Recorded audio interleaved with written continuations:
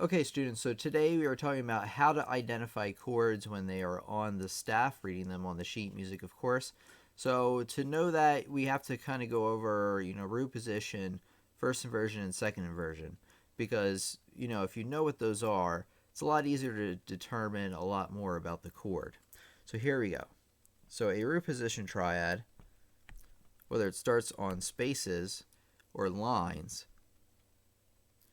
is evenly stacked. It's either, space, space, space, or line, line, and line. So it's evenly stacked. And what that tells you, root position, is that the name of the chord is on the bottom. It starts with the root, thus the name, root position. So if you see it right there, you know that right away is some kind of G chord. Now I'll talk a little bit more about, whether it's major or minor. You can actually do it by the sound of it. If I play this one, which is what it is, you know that's major right away. So you know that's G major. But what if you see something like this? Well, we have the same three notes as before. It's just that our root now is moved to the top. So that's what we call first inversion. So if you see something that looks like this, where you have a larger space towards the top of the chord, you know that has to be first inversion, meaning that the root, the name of the chord that you are looking for, is right on top, right there. So that's G, right? It's still a G major chord, actually. It's just a G major chord in first inversion. So you just have to know, what the name of the chord is, and that it's up top this time.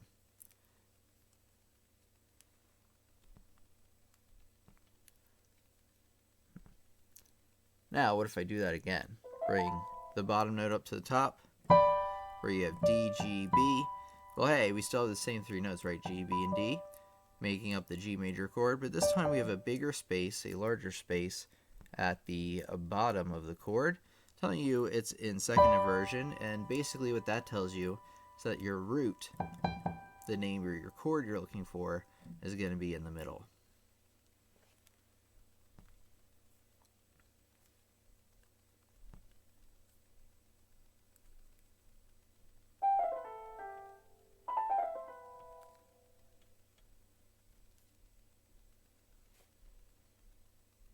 Okay, so now we're going to review real quick whether it's major or minor. So you can do it two ways. You can play the chord and say, okay, that sounds major to me, but what if you need to check? Well, remember that if it's a major chord, you play the bottom note, and if it's 4 half steps between what they call the root and the third, the bottom two notes, then it's probably a major chord, but also if the final one is 7 half steps away from the root, the fifth, we call that, then it's a major triad. But it's probably a little bit easier just to do it by ear, but if you forget or you're not sure, you can double check with that formula. If it's a minor triad, by the way, the spacing changes just a little bit because you have to lower, if you're in a major triad, you lower the middle one by half step. That gives you your minor triad, so now the distances are 3 half steps between the bottom two, and then a total of 7 up top still.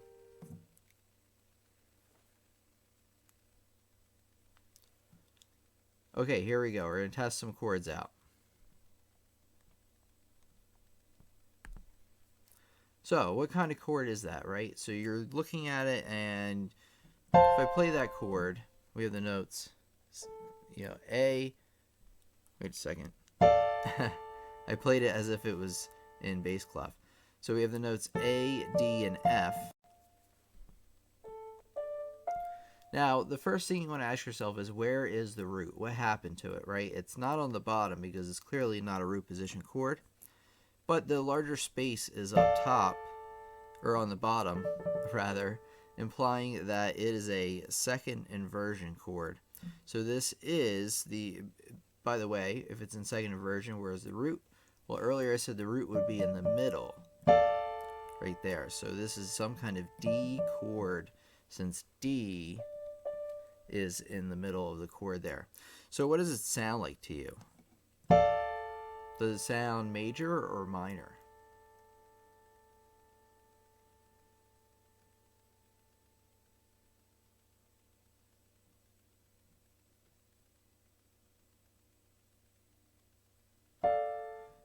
Hello everybody. I just noticed like a bunch of people showed up. So hello everybody. I'm gonna continue with the lesson, but great to have everybody with us. If I don't get to your question during the lesson, don't worry, I will go back after the lesson and get to it. Great to see everybody again though. Okay, here we go. So it sounds dark, right, and sad, so it has to be a minor chord. In fact, it's a D minor chord, since remember that's the name of our root. So the formal answer to this is what chord this is it's a D minor triad in second inversion.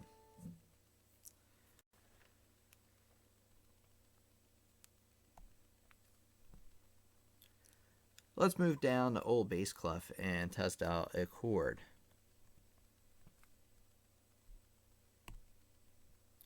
What kind of chord is that, right? We'll look at it right away, and what can you determine about it? Well, the first question you always want to ask is, where is the root? What is the root of the chord? Because that's the name of the chord, remember. So it's in root position, right? Because it's evenly stacked. Space, space, space, evenly stacked like a snowman.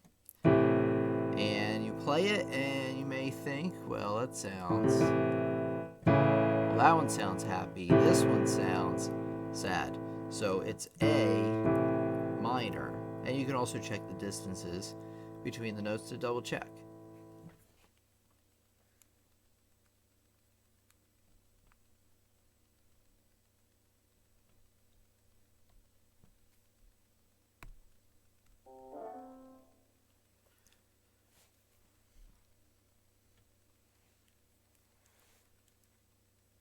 Okay, what kind of chord is this? Is it in root position? Where is the root? Well, it's not in root position, right? Because it's not evenly stacked. In fact, we have a larger space at the top of the chord, implying that it's actually in first inversion. Remember, if it's in root position, I kind of gave you the answer right there, but if it's in root position, the root's on the bottom. If it's in first inversion, the root's on the top.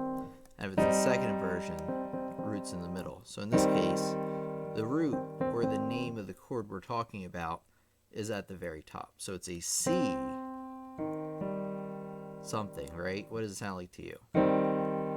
It's a C minor triad in first inversion. So that's basically how to tell what kind of major or minor triad you have given what's written on the sheet music. Now, playing these is another thing. That's just something you'll have to practice. But this is just plainly identifying them and determining where the name of the chord is, and then determining really whether it's major or minor based on the sound or the distances between the notes. Keep in mind, if you're using the formula I gave you earlier to determine the distance between the notes, you want to make sure it's in root position and not in some inversion, because it won't work out quite right.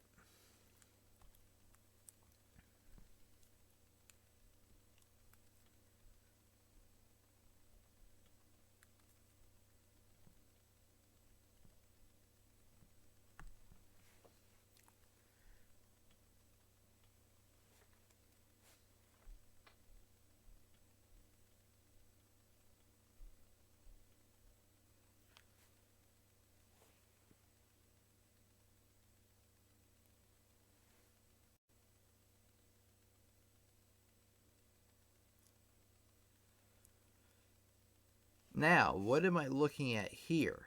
Or what are we looking at, rather? So it's now, well, how do I figure that out, right? It's split between both clefs, and that's very common, actually. If you read through sheet music often, a lot of times you won't see chords as plain triads as we've seen them, in this lesson so far. They're usually split up between two different clefs. So how do you figure out what it is, and how do you figure out what inversion it is? So the inversion, or like whether it's root position or some sort of inversion, all depends on what the bass note is. And what I mean by the bass note is the lowest note that we have. So we have a C here in the bass clef.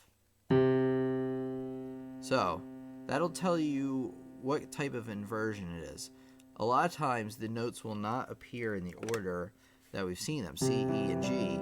They could appear like we see here, C, G, and E. So if you see that, well, how do you figure that out? Well, one thing you can do is you can try moving down the note you have up top, this one, down an octave into the bass clef.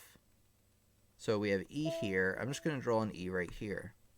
And hey, that actually makes a nice triad for us. It's just that we moved the middle note here and we moved it up there. So it's still E major triad, and it's actually, or not E major triad, C major triad. We moved the E up. Sorry about that. So C major triad. C is in the bass, and you know, remember when we moved it down the octave, that it was a plain triad there, and hey, it's, you know, in root position. So C is the name of the chord, and it sounds major. So that's how you figure that one out. Let's try another one.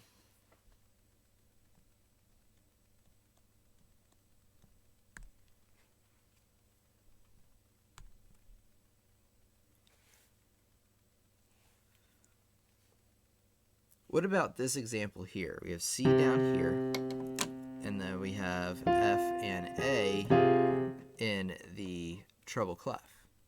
And C, when I said down here, by the way, I mean bass clef. Then we have F and A flat right there.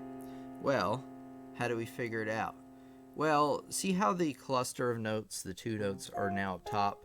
What I really recommend is taking the note down here and moving it up, you know, an octave to where it's a bit closer to where a chord is. And that looks like one of the chords we talked about. You know, there's a space here at the bottom. So therefore, where is the root in this case? Well, it's in the second inversion because there's spaces at the bottom.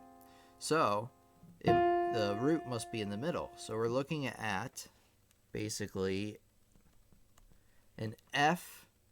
Now, what does it sound like to you? It sounds minor to me. So we're talking about an F minor triad there. So remember, the key is, if it's split up between the clefs, is to move up the note.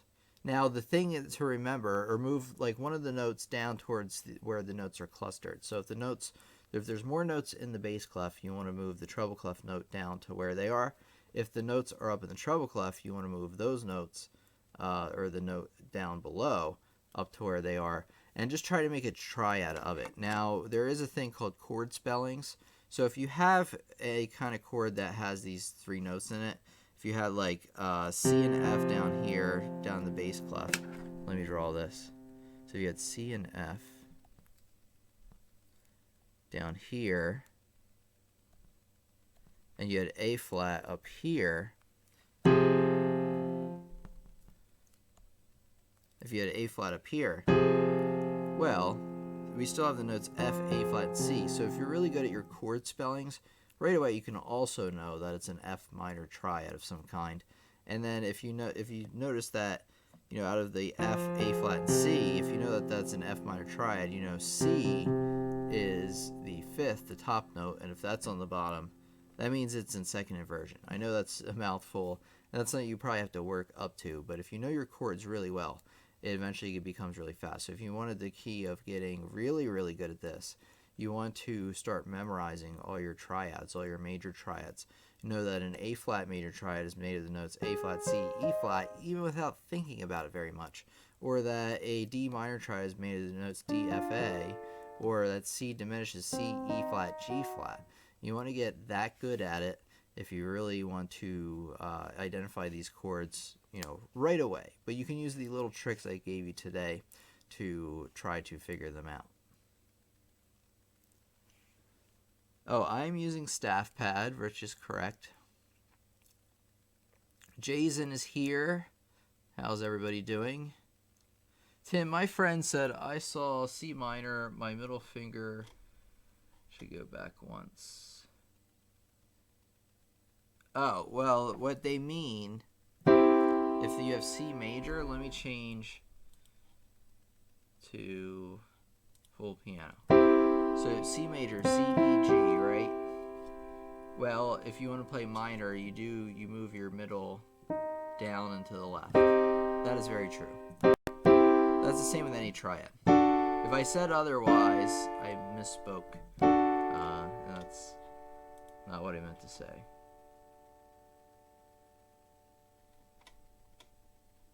Is that A is A flat? I don't know. I think I missed the question when you asked it. Okay, that actually wasn't that long of a lesson. I thought it was going to be longer than that. But there actually is a lot more to it. Like there's sevenths and stuff. But I haven't talked a lot about sevenths on the channel. So, I should probably save that for another time. But I mean, it was like a 15-minute lesson. That's not bad. It looks like the one camera is kind of glitching. Okay, does anybody have any questions about what we discussed tonight in tonight's meeting?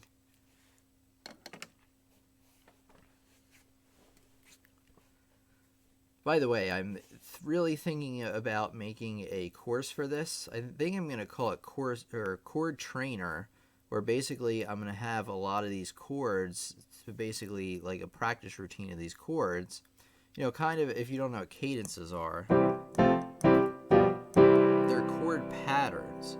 So I'm thinking about making a course where, you just play back and forth between chords, because being able to play between chords very quickly is very important. So I'll probably put that up on my website. Not yet. I don't even know why I'm announcing it yet. I'm just kind of sharing some ideas I have with you.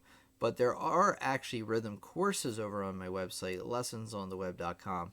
So once the live stream is over, feel free to head over there and learn more about how you can access these courses. So you can get quite a bit better at rhythm, and I'm always adding stuff, over there all the time. It has lots of, videos that you can pretty much expect from the YouTube channel, plus a lot of, sheet music examples, assignments, and things to support your learning. So it is, I put even more work into that than I do the YouTube channel. So check it out, once the stream's over, of course. Okay, play the happy birthday song? I hate seventh chords. It's froze. I just got used to triads. What froze? Did the thing freeze? Play the happy birthday song. What is the best way to gain speed for both your hands? Really good question, Martin. Okay, here we go. What is the best way to gain speed on both of your hands? Well, scales is one thing. Do you know your scales very well? If you are not practicing scales on a regular basis, I suggest you do so. They're not the most exciting things to practice some of the time. I mean, if you get good at them, they're a little bit better. But the thing about scales is it's really about keeping your hands in sync and, using the coordination to cross your fingers at the right time. And even talk. It's kind of difficult to talk and do those at the same time. But, that's basically the benefit of it. Even if you don't play them very fast, you're keeping your hands in sync. Well, and then you ask, I want to play fast, so how do I do that? Well, what you do is you start slow, and maybe for the first week or so you play the scale slow. Then you start playing it gradually faster, and to the maximum speed pretty much where you feel comfortable with it.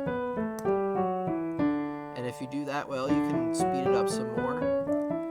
If you feel like it's hard to keep up, then you need to slow down your tempo some more. But if you manage it pretty well, you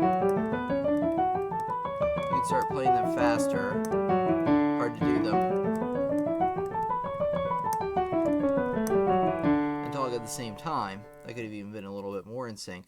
But really practicing those really helps not only develop dexterity and working your hands in coordination, it just really helps all together with your piano technique, because you need to have proper technique to play your scales. And another thing is probably hand and exercises. I know we've talked about those a lot in the past. So if you go to, let's see, I'm going to send you a link, everybody. Jason, I do not know Twinkle Twinkle Little Star by Mozart. I have played it before, but I do not know it off the top of my head. So I'm going to send everybody a link. You know, Rich is definitely familiar with this, because I have, you know, sent this link many times to him. So if you go to, after, of course, the live stream, or you can open it up in another window, but these are free exercises you can get. So if you open this page and scroll down, you can get exercises to practice, and you want to start out slow and then gradually increase your speed. And having a metronome helps because, well, let me just see here. Just give me a second, everybody. Let me bring this up for us.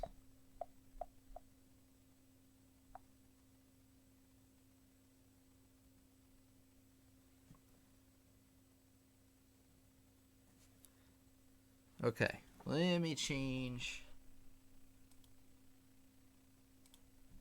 everything view. There we go. Okay, this is what we're looking at here. If you go to this page,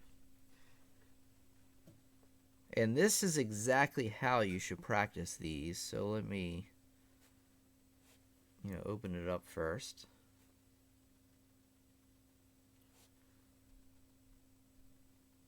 Okay, the first thing you can probably do is just practice it without any metronome. You're going to have to start out slow. Really focus on getting your hands in, you know, sync. You know, I played that until I felt pretty comfortable with it. I've played these many times before, so I'm already comfortable with most of them, especially the earlier ones here. And then what you want to do is you want to get yourself a metronome. Let's find it. It's usually, you can usually get an app. I have one for my Windows tablet here. You can get them for iPads and everything else, of course, Android. So you get a metronome, looks similar to this. I mean, there's electronic ones you can hold your hand. There's ones that are apps like this. So if I set this, you know, to 4/4, and here's how a metronome works, by the way, if you don't know. You set the number higher if you want it to go faster. You set it lower if you want it to go slow. You know, it's painfully slow. Okay. There we go. So maybe we'll start at moderato. Yeah, and Rich does recommend getting the book itself. Very true. It is hard to scroll. Okay, here we go. So here's our metronome. You set the metronome, and then you go back to your example. Oh, this is actually in 2/4, so you have to set it to the correct time signature.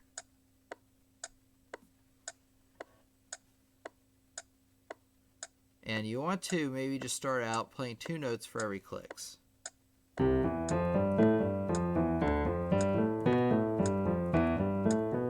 Let me turn up the sound for us so we can all hear it.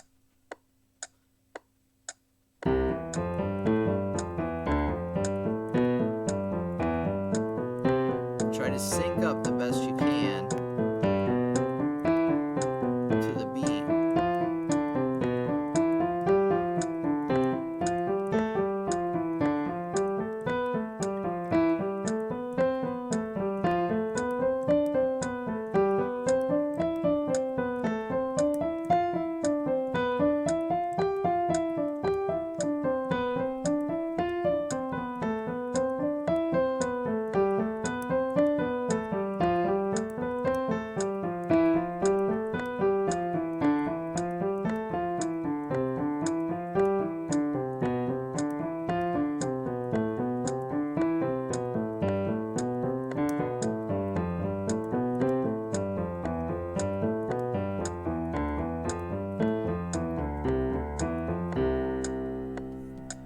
Okay, and then what I would do after that is begin increasing the tempo by a little bit. So then I had it at 114.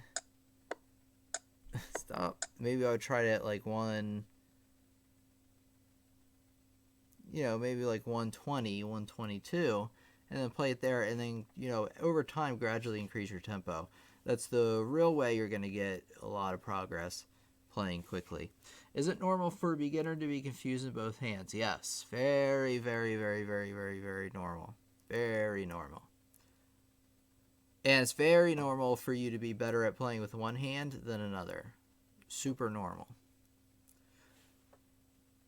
Okay, so how's everybody doing? Anybody have any questions here? I did have some. Let me scroll back. Play the happy birthday song.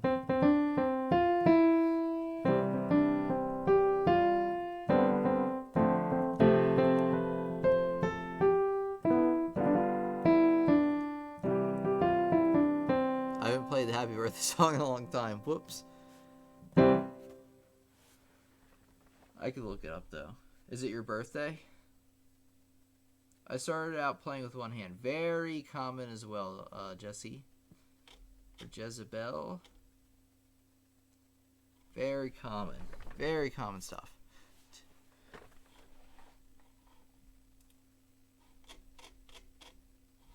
Okay, Rich says, is it common to play... Hold on.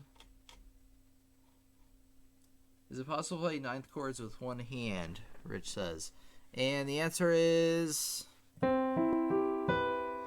yes. However, whenever you're... So, you can do it like this. Oh yeah, you can see this. Okay, so I obviously can play a C major triad, the 7th, and, if you move the 9th down, you can play it like that. However, if you invert the C major triad, so you may be thinking, well, that's really an add 2 chord, because the 9th would be up above. So you can invert the chord, and then you can stick the 9th up here. So then it's a 9th chord inverted. And yeah, you can certainly play all those notes.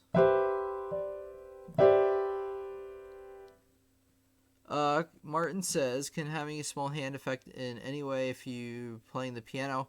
It doesn't mean you can't be successful at the piano. There is definitely advantages to having larger hands. I do not have that large of hands. I play piano fairly well, but certainly you do have somewhat of an advantage if you have large hands.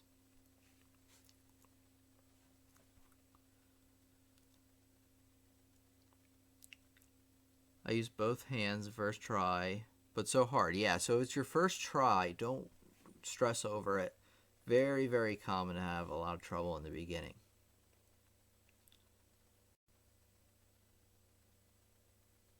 I actually have one of my courses over my website. Again, if you're curious after the live stream's over, of course, or whenever you have time, just head over to lessonsontheweb.com.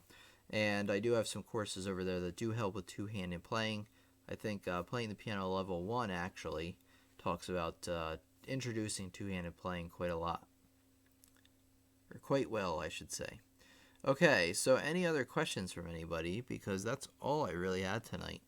Shorter lesson today. I am working on the longer types of lessons that are more comprehensive. I have one coming out about chord progressions next week, I believe. So either Friday or Sunday will be the chord progressions lesson. We're going to talk about basically what is a chord progression, what do you need to know to understand chord progressions, and why it's important to know them.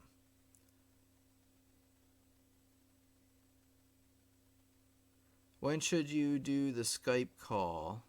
Well, talk with me over that on Facebook. Yeah, I did mean to get to you on Facebook this weekend, but I've been extra busy, so I will get to that very soon. Or you can contact me over Facebook, same thing. Works just as well. And we can talk about the Skype call. But I'd be willing to give you like a introductory Skype call. Talk about some things for sure.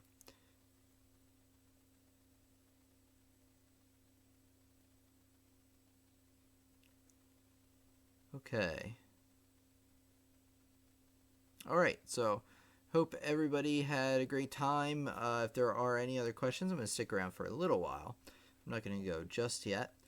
But let me know any questions you have, and then maybe I'll think of any other announcements I have for you, and maybe what's going on exciting with the channel. The channel is growing pretty well now, actually. It's going really good. And the new videos, some of them hit pretty big, some of them aren't hitting quite as well, but I am getting more videos that are doing well than, for a while I was having a problem where I'd put out a video, it would get views in the first few weeks and then never get views again. So now I'm getting over that, where I have videos that over time now pick up more steam. So still working on the lesson format as well, thinking of some new ideas for the introduction. So just sharing some ideas with you about the thought process that I go through when making all this stuff. And then, like I said, planning that the next week's live stream for the chord progressions. The website is very, very, very, very, very close to being done.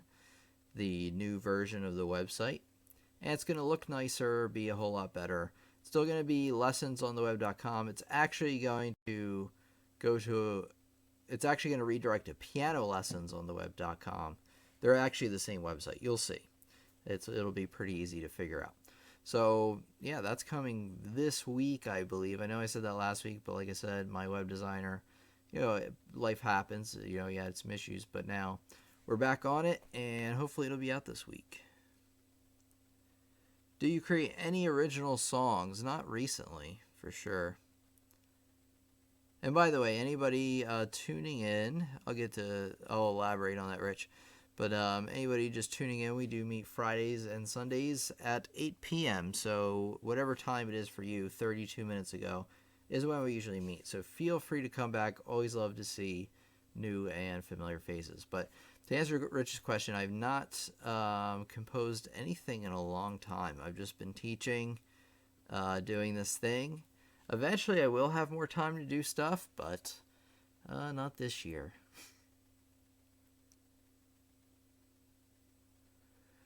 What are the essentials for playing piano by ear? Well, learning ear training. So I don't know if I'll release it on Friday. It might be a good one to release on Friday. Oh, the most, you can check it out now. The most recent recording of the live streams we have, I talked about ear training and just went into the basics of it and listening for chords. You want to learn how to do that very well.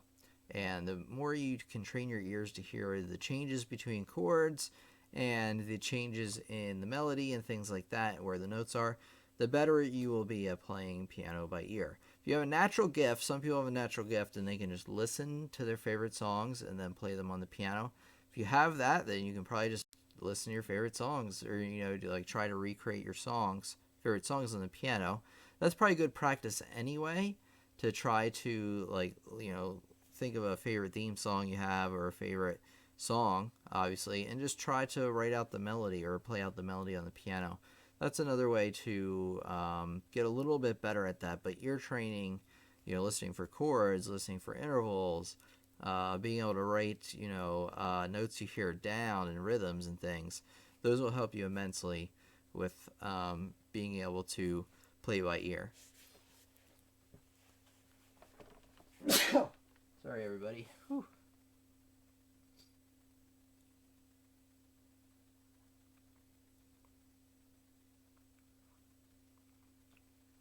Rich says, is it possible to go back to school for music after a long hiatus from school and no prior music education? Yeah, probably. It depends on what you're trying to go for or what school you're trying to get into. Every school, depending on what level of school they are, or really just depending on what the school wants, they each want something different. So depending on what kind of education you have previously, even if it's a degree in something else, or even if it's a high school education, a lot of times you can get in, even if it was a while ago. You might have to take a test, like a general SAT kind of test. I don't think it will be the SATs, but it could be something like that. if it's been a long time since you've been in school, but you might not. I mean, I don't think so. Now, what you will have to do is be able to pass an audition.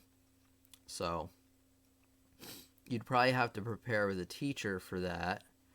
And, basically to pass the audition, you want to find out what you need to prepare for the audition. And every school's a little bit different, but I mean, they all pretty much want something similar, where you have to learn, so many of a different type of song, like so many songs that are classical, so many that are like Baroque, and so many that are contemporary.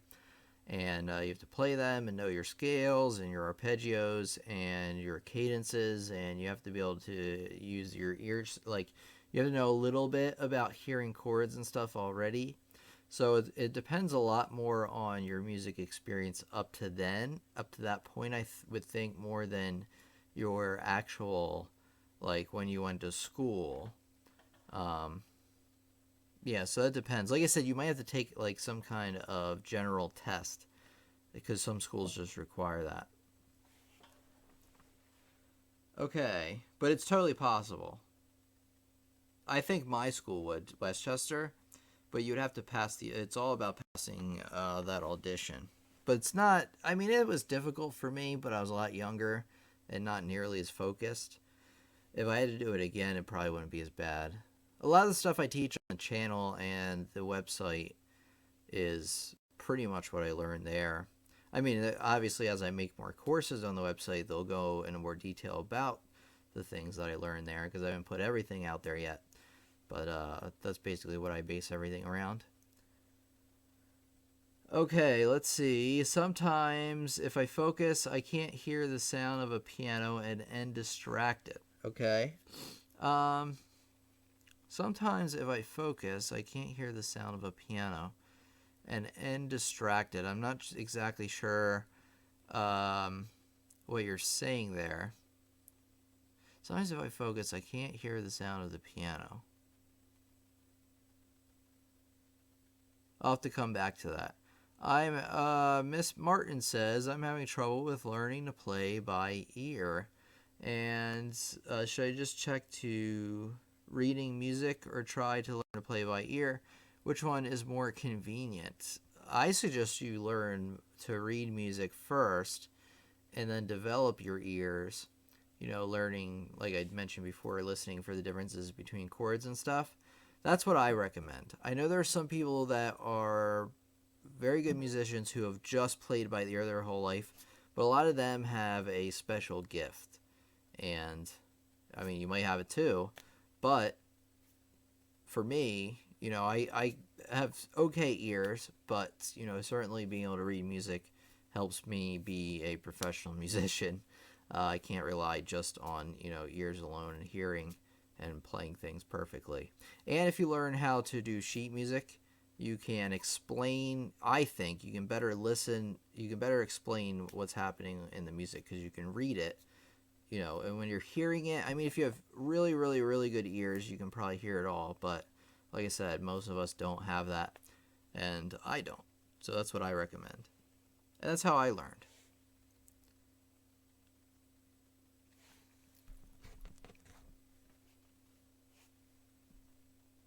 Okay.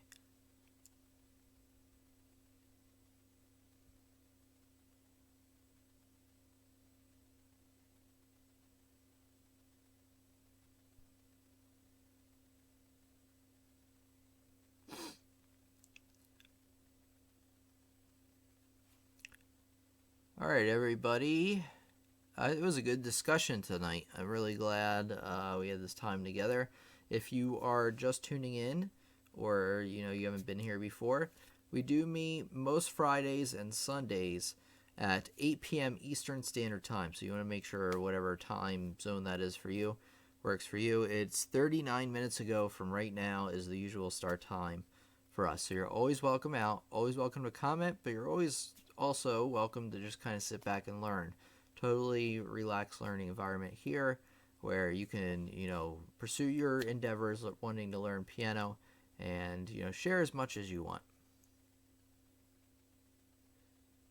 What do I do to unwind from teaching? Video games, probably. I've been playing at night. Like, I try not to work as much at night. I used to work like until 10 or 11 o'clock at night because I don't really have like a regular job. I just do this, and sometimes I just work a lot, like indefinitely. Not indefinitely, like obviously I take breaks, but what I'm trying to do is not work as much in the night because then I don't sleep as well. So, like maybe from like 9 o'clock on, I just try to relax and watch YouTube videos or play video games. I've been playing Shin Megami Tensei game on the 3DS, and it's pretty good. It's really, those games are usually really hard, but this one's a little bit more forgiving. And it's very strategic, which I like.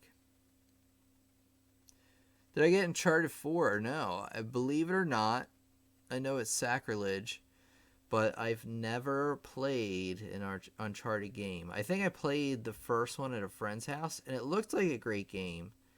But, like, I don't know. I just never got the chance to play it, really.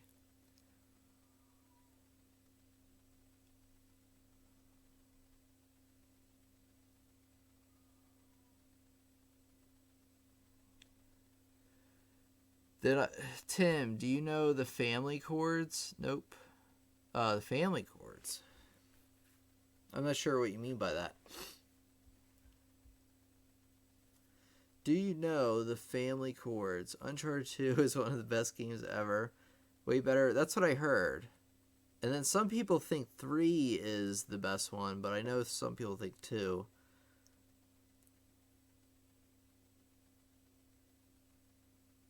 I should play them at some point. Do I know the family chords? I'm trying to wonder, like, what that. If you can phrase that in a different way, perhaps I can answer that for you.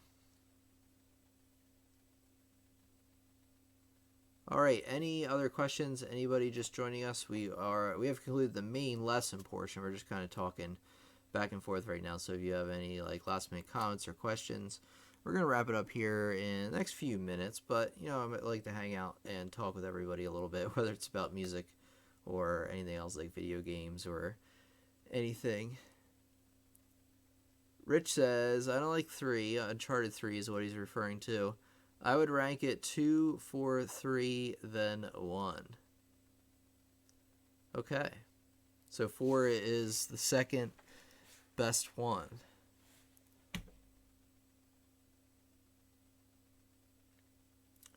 I played I know it's totally not the same game series at all, but I played the Metal Gear Solid 5 partway over the summer, but I don't know. Like, I really liked it, but that just happens with me where I stop playing games.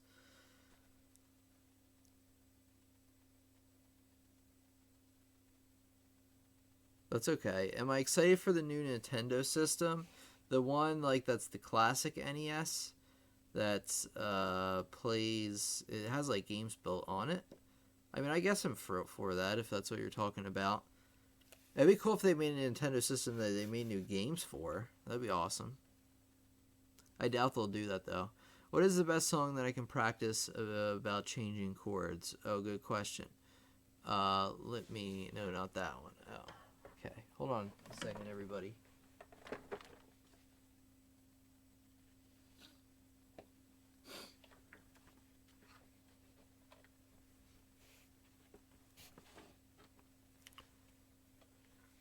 What is the best thing that I can practice about changing chords? Church, like if you have church hymnal, I don't have one around. Like I have one somewhere. I don't know where it is. But if you have a church hymnal, like lots of church songs in it, those are really good for learning to play chords. Really good.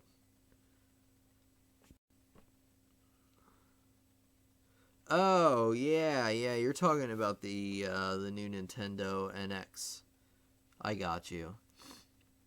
Um, I don't know. I have to see what it is. I thought the Wii U they really messed up from the very minute they named it the Wii U because it's not. I have one, and it's not that bad. Like the games are pretty good, and now I don't play it enough to warrant me have bought it. Like I played it a lot when I first got it because I got Mario Maker with it, and it was pretty that was pretty fun. But I haven't played it in a while. But the games are fun. Like if you have people over, it's really fun to have a Wii U. But they really just messed it up from the minute they named it, because naming it Wii U just made it really confusing.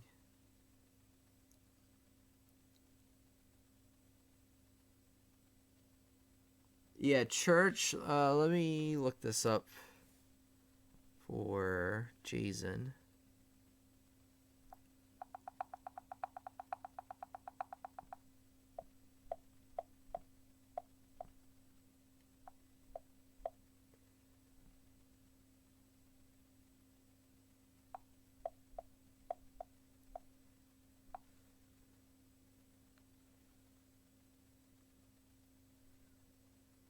I don't know if you can get them online.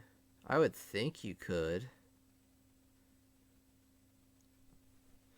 But yeah, it's called a church hymnal. You get them at church. You know, let's see. No, this is just like links to YouTube videos and stuff. Church hymns. Let's try this.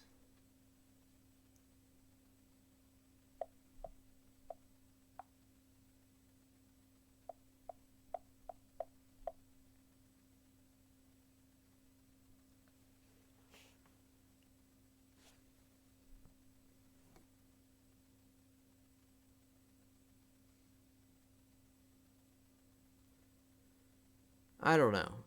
I'd have to spend some time looking around for it. I'd imagine there has to be some sort of internet resource for this. But yeah, so church. I wish. Well, let's see. Yeah, I don't know where mine is. I wish I could show you. Let's see.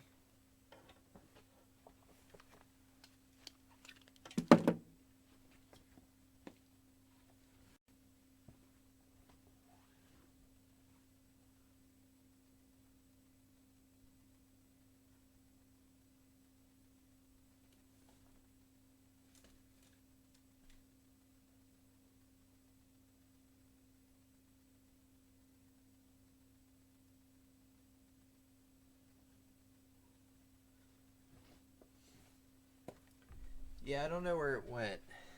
It is gone.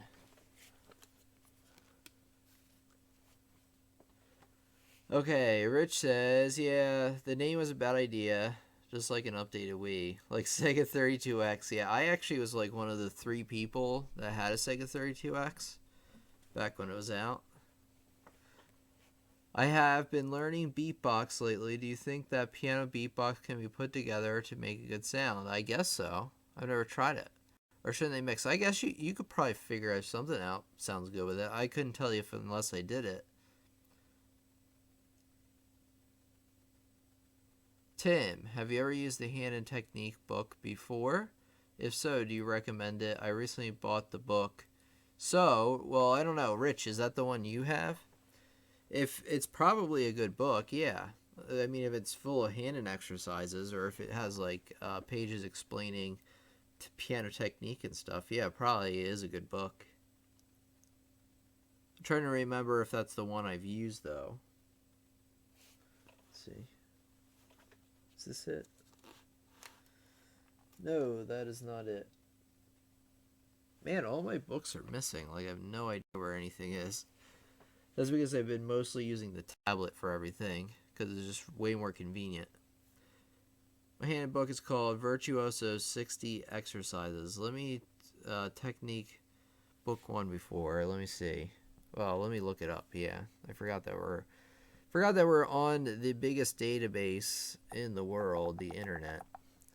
And I can just say hand and technique.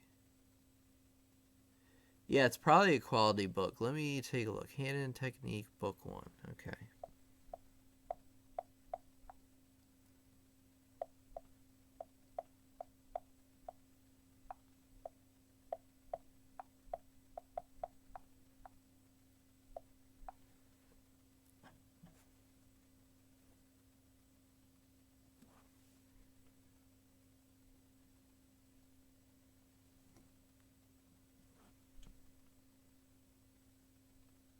60 exercises? No, 240.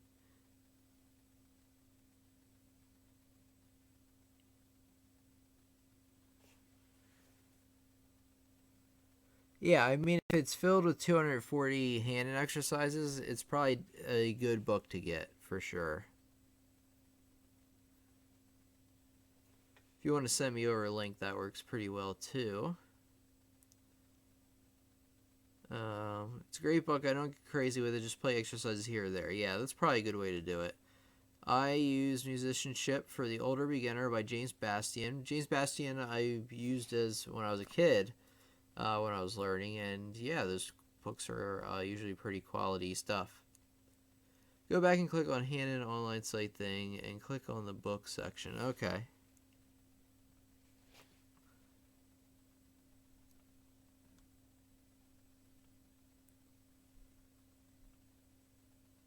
Oh, okay.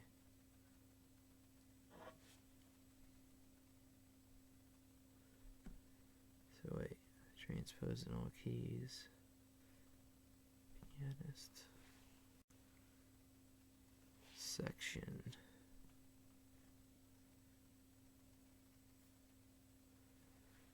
Is it this one? Is that the one?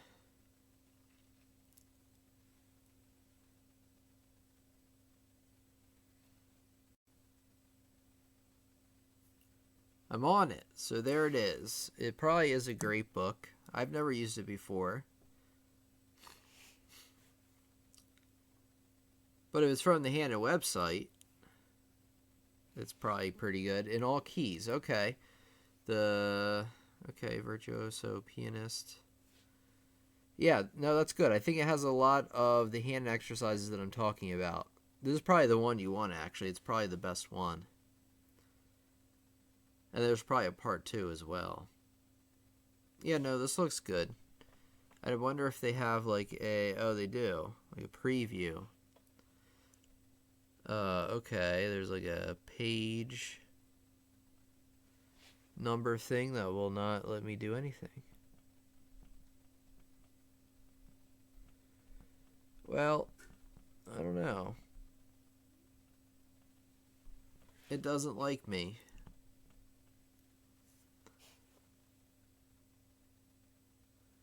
Yeah, I should do an ebook, Rich.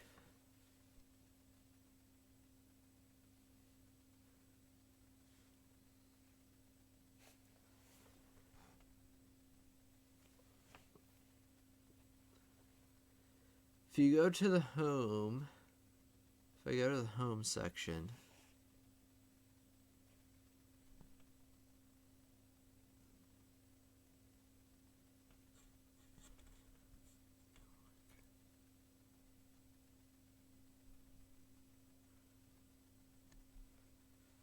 well, I don't see home. Oh, you mean on this one? Home. Oh. Oh, you can get it in PDF.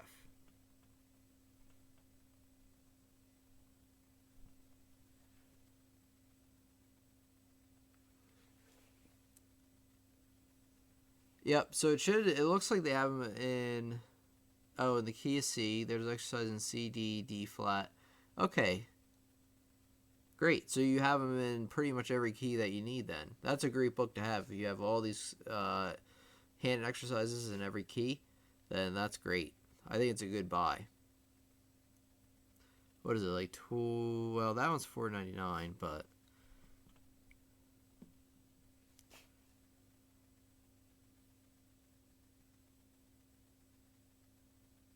yeah, no, that's good. That's good that you got that. So just practice those on a regular basis. Use a metronome once you get good at them, and then gradually increase your speed, and you'll notice a great improvement in your coordination and dexterity. It's $35. That's still pretty good. Still pretty good. What it means, I searched Mozart, Twinkle Twinkle Little Star, C sharp. How should I play it? That is... Oh, you're very welcome, Dark. What it means. I searched Mozart Twinkle Twinkle Little Star in C sharp. How should I play it? I don't know. I mean, like, you get the sheet music and you play it. So there's a lot of things, like, Jason, if you are just starting out, or any song in C sharp or G sharp, well, that's pretty tricky because C sharp major means that everything has sharps in it. So everything would be sharped. But you just have to be used to playing songs, in different key signatures. So I would work your way up to that. Like maybe play something in the key of G with one sharp, the key of F with one flat, things like that.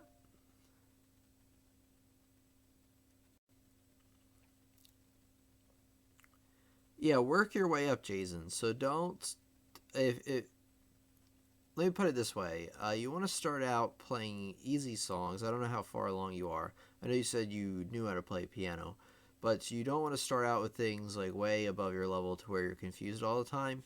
You want to gradually work your way up. If you see, like, if you're starting music and you're confused about everything that's on there, then you should probably start, a little bit further back with something, a bit easier.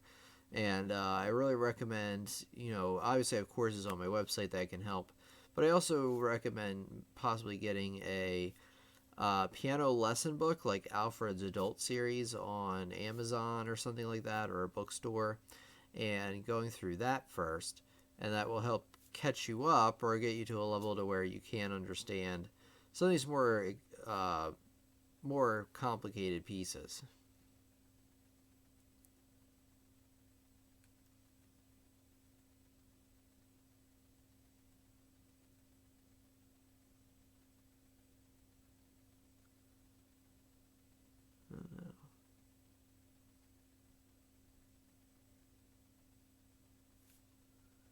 Okay. All right, everybody. So I'm going to pack it up here in the next few minutes. I'm going to let Rich and Dark Shadow chat it out here. Okay, 60 exercises in every single key. So it would be 60 times 12. I don't know. All right, I hope everybody had a good time. But like I said, I'll stick around for another minute or two. But I'm generally going to start packing up now. Next week, like I said, on Friday, I believe Friday or Sunday, but probably Friday, at our normal start time, 8 p.m. Eastern Standard Time, we are going to have a lesson about chord progressions. So check back for that. And, I really look forward to gathering again with all of you. Great lesson today, and I'll see you in the next lesson. Thanks as always. And if you ever want to support in any way, like there's two ways to do it really.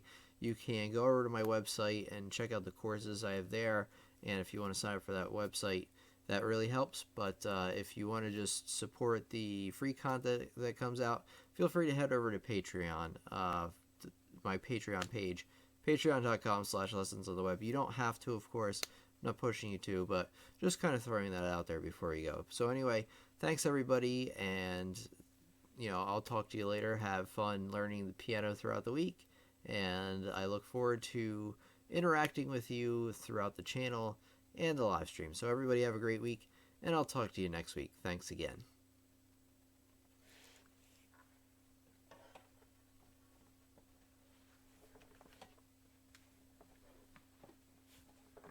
Oh, you're welcome, everybody.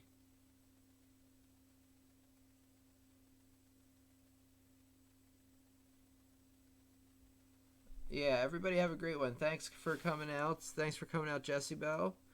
Or Jesse. Dark Shadow Falcon, thank you. Thank you, Rich, as always. Jason was very part of our collection, or our chat tonight, our collection of chatting. And I just said that because I saw should we create group chat. All right, well, thanks, everybody. Just seeing if I missed anybody. Looks like I got everybody. So, and Martin. Martin, thank you for coming as well. And everybody else who came, if I forgot to mention you, or I don't see you in the list here, just kind of like looking back. So thanks, everybody, and have a great one. Do I know who the Ishtar or Animez is? I've heard of Animez. but not really. Are they YouTube channels?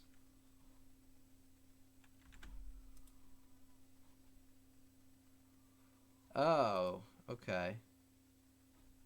They do like piano sheets.